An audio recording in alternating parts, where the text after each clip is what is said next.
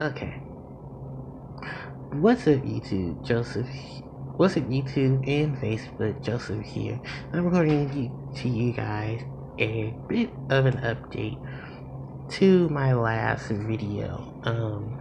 Well, I did a video a while back about Link monsters, Link summoning, and I just wanted to do an updated version of that. Especially considering the fact that now I do have the cards to show that off.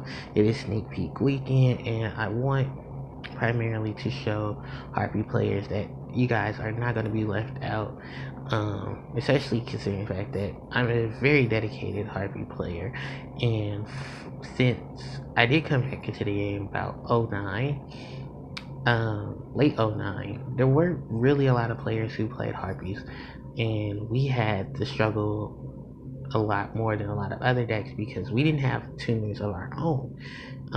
We didn't actually get really good support. Well, we didn't get our great support, I should say, till Tachyon, where we got Harpie Chandler. So I wanted to do a video to dedicate to you guys, just the ins and outs and strategies that we can use to make our Link monsters, so that I can help other Harpie players at least have a basis to what decks, to what strategies we have now, and what we can do with our current strategies to get into it.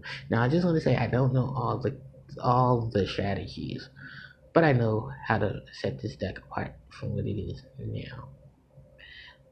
Well, I know this deck insides and outs, so I'm sorry, I'm a little frazzled because I'm trying to just get everything out. But so the two I want to mainly be focusing on from the starter deck will be Link Spider and Decode Talker. I would talk about Honeybot, but Honeybot is a lot harder to make in Harpies because we don't have base cyverse monsters where we get Beast, Dragon, and those occasional spellcasters that we use.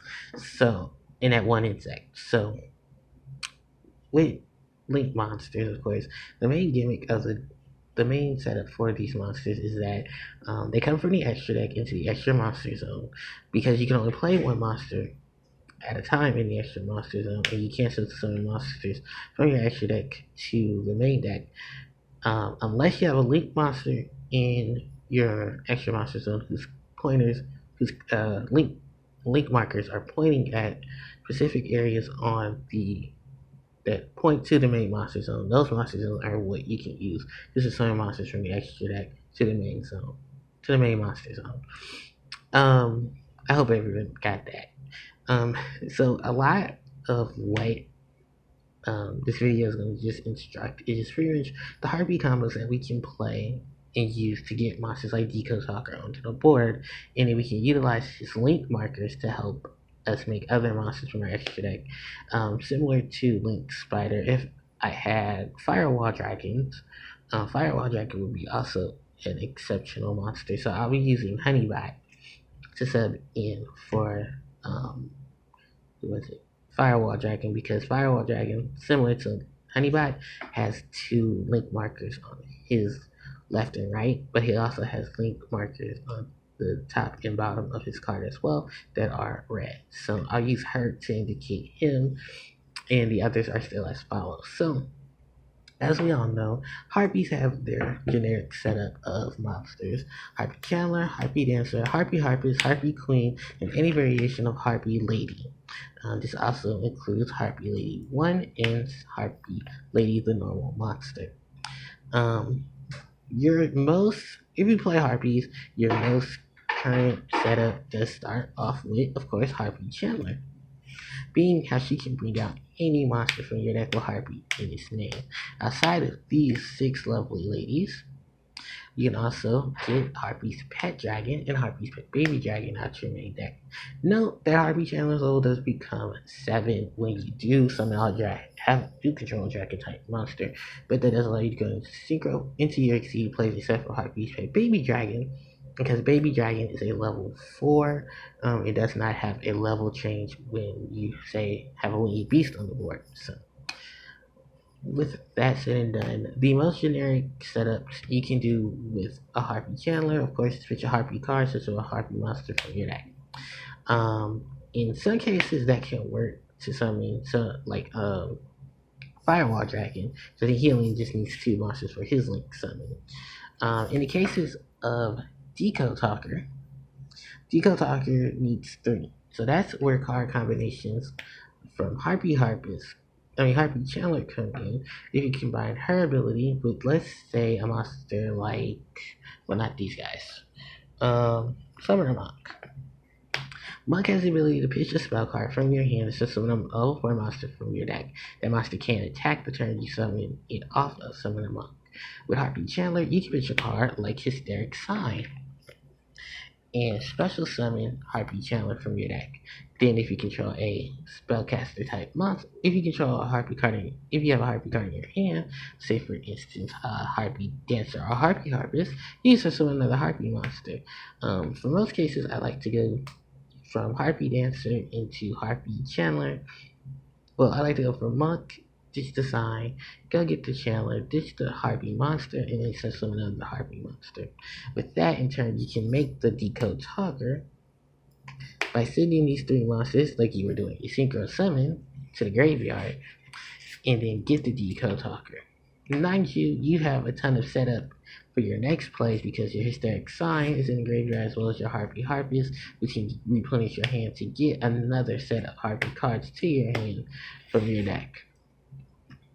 In addition to that, of course, the Harpie setup isn't really too complete if you can't focus on Harpie Lady in the spell Elegant Egotist. Now, for Elegant Egotist, which I will get to in just a second, okay, you can special summon any monster from your deck while you control a Harpie Lady. Caught it. A Harpie Lady on the field. Now, that's the reason why we Harpie players are excited that we have multiple monsters that say they're treated as Harpie Lady or on the field in the graveyard, i.e. Harpie Queen, Harpie Chandler, Harpie Dancer, and Harpie Harpist. Because these 4, outside of their great effects that revolve around Winged Beast or Harpie cards, you can also use Elegant Egotist on any of these 4, as well as any of the 3 on top, or any variations of the 3 on top, including Harpie 2 and Harpie 3, to summon a Harpie Lady from your deck to the field, which helps you get into monsters like Decode Talker. So say for instance you play Harpie Chandler, you dish Harpie Harpist, you play Harpie Dancer, and you have an Ego in your hand, you can get any of the Harpie Ladies. Well, you can get any Harpie Lady effect monster except for Harpie 1, summon them to the field, and you can go into Decode Talker, which is another step that you can do with this deck. Of course, once you can do that, you can do your normal Exceed plays and put your Exceed monsters on board. Some other monsters I want to mention, besides the Summoner Monk effect, is we can talk about Flying Kamakiri number 1, who, let me get to him, Zephyros the Elite, and a monster like Dark Spear. Dark Spear may be a 1-for-1, but if you can get to Harpie Chandler, that's pretty much what you would like to do. Sephiroth works with, of course, Hysteric Party's effect, bouncing it back to the hand so you can get another Triad Hysteric Party. Flying Kamakiri, similar to Dark Spear and Summoner Monk, allow you to go to get your Harpie Chandler, or at least get another Harpie monster on board so that you can Elegant Egotist, you can Hysteric Party, or stuff like that, so you can build multiple monsters on the board so that you can special summon from your extra deck, at least get into your Link monster so you can get more of your extra deck. So then we have cards like Divine Wilderness Valley, Soul Charge, Swallowness, Infernal Reckless Summon, and Symbol of Heritage. I'll start off with Symbols of Heritage. Symbol of Heritage pretty much says if you have 3 monsters in your graveyard with the same name, you can special summon one of those monsters from your graveyard. Pretty much because each of these Harpies are Harpie Lady, whether on the field or in the graveyard. They also simultaneously work with any of these 3 Harpie Ladies. it is pretty much because of the fact that they share Harpie Lady as a name. So you can use a card like Symbol of Heritage to special summon them from the graveyard. One of them from the graveyard. I.e., you probably want to go for Chandler, or if you need to, go for Dancer, bounce Dancer, and put the Chandler on board so that you can go into your seed in your Link plays. Then we have a card, Inferno Reckless Summon. Inferno Reckless Summon is most notoriously known in Harpies because it just works with monsters with 15 or less. So if you're not playing, so pretty much if you can at least get Vanilla Harpie, Harpie Dancer, or Harpie Chandler special summon without any other card amplifying their attack points, you can play the Inferno Reckless Summon and special summon Harpie Lady from your hand, your field, or your hand, deck, or graveyard to the field with Inferno. One of the best combos that I've seen with Inferno, of course, does resolve around Vanilla Harpie Lady, because even under, if you don't play Harpie 1, she can at least she'll be 1500 under her name ground, or she'll be 13 by herself when she starts off from someone like Harpie Chandler or off Elegant Egotist. That way you can get into the Inferno. Just know that your opponent does have to have a monster on the board so that you can special summon from your extra. Yeah, you have to have, your opponent has to have a monster in order for the Inferno Reckless to work, because they have to at least have a monster. They don't have to have targets, they at least have to have a monster face up on the board for this to work. So that does catch some situations where it becomes useful, but also some situations where it isn't.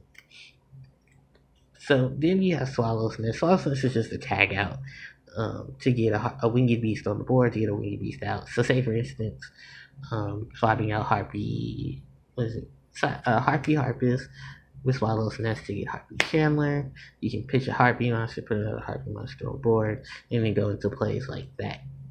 And also, of course, it helps you dodge out a lot of cards as well.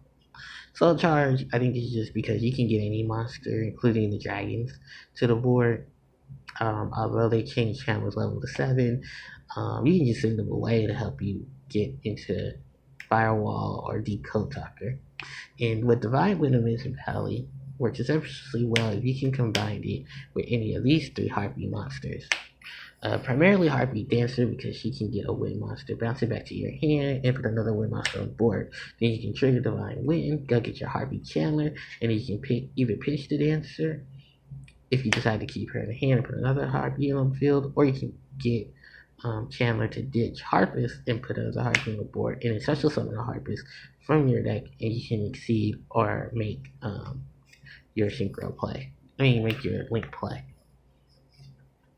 Then let's go on to the traps. I think the most infamous traps are cards like Call of the Honey, and of course Hysteric Party. With Hysteric Party, of course, you get any Harpie Lady monster from your graveyard, and because we have so many options, we have limited supply of cards we can get into when we do exceed plays. When we can do the multiple exceed plays on the same board. With Link Summon, you can easily get any 5 combination of Harpies from your graveyard with Decode Talker, and then to make Decode Talker, and then exceed or synchro thanks to the assistance of Decode Talker. Some other things you should know about Hysteric Party, of course, is that because Harpie Lady is the monster you're special summoning, all these monsters are treated as Harpie Lady while they're on the field in the graveyard. So it works with Hysteric Party effect to special summon them. And of course, then you can go into these plays if you need such. Then, Call of the Haunted is just pretty much just special summon monsters. Outside of the monsters that you get from your extra deck that do hit the graveyard, you can get in your Harpie monsters and go into plays like that. Which is why I'm starting to rename Call of the Haunted, just to get my dragon back, so I can use my dragon again. Or I can just make it be a beater. So that's pretty much what I wanted to go over with this deck. I'm sure there are tons of plays and relatively awesome combos that you guys also want to work out for Harpie players that play Links and stuff like that. So never be too afraid to do such. And I wanted just to show that off. So I can show you guys some of the combos, like go into Harpie Chandler, go to Ditch, go get Dancer. You can play the Ego from your hand, or you can activate Sign to go get Ego, and then get a Harpie Lady, and then Link Summon, and go get Decode Talker. And then you can set up your board with cards like Harpie Queen, so that next turn, or with his third party, set or call set, you can easily let your opponent do some setup, flip, pitch a Harpie, get a whole bunch of Harpies back, pitch a card and go get a whole bunch of Harpies. And then in that turn, you can see your synchro, make some white, take it through your Harpie monsters, and then use the area that is being pointed at to play Harpie's Pet Phantasmal Dragon, activate Harpie Chandler's effect to go get another Harpie monster, like a Harpie Lady. There's a power bonus right there, and then your dragon can swing. It'd be really awesome if we do turn out to get a Harpie monster, a Harpie Link monster. I know Firewall Dragon will be a very useful monster. Unfortunately, I don't have a Firewall Dragon, but I am planning on getting some, so that way I can, show you guys some decks with that, because I really am investing a lot of strategy and stuff into this so that I can keep a lot of players who play Harpies, one, notified, and two, not feeling like they're left in the dumps. So I just wanted to show that off, and I'm really glad that you guys are taking the time to watch this video. I'll post some more and some more ideas and stuff. So till next time, you guys, HPJ signing out. Take care.